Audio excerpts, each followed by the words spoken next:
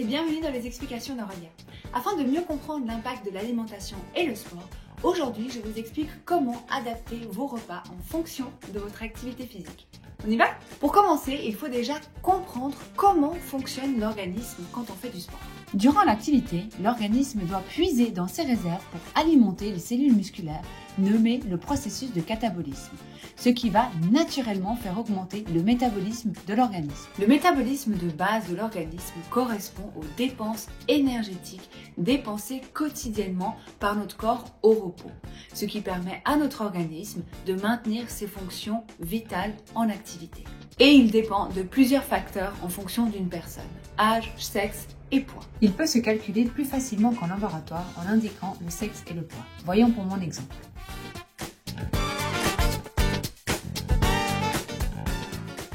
Notre métabolisme de base peut être largement influencé par notre activité physique au quotidien.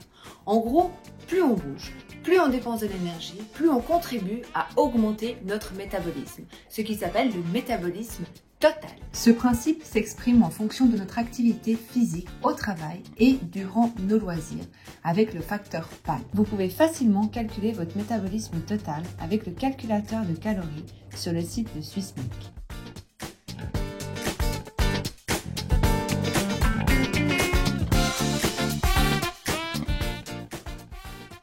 Toutes ces dépenses énergétiques sont nécessaires à être récupérées via l'énergie que nous apportent les aliments, nommés les calories.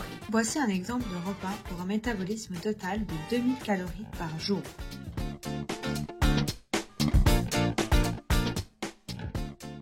Il est important de retenir que si vous faites moins de 5 heures de sport par semaine, votre corps n'a pas besoin d'énergie supplémentaire.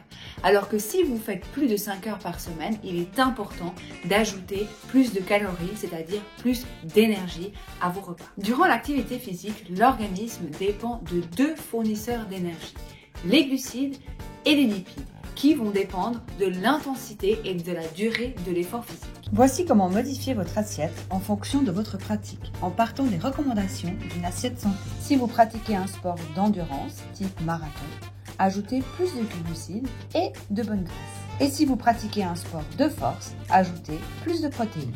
J'espère que mes explications vous permettront d'adapter votre alimentation à votre activité physique, mais aussi de faire augmenter vos performances.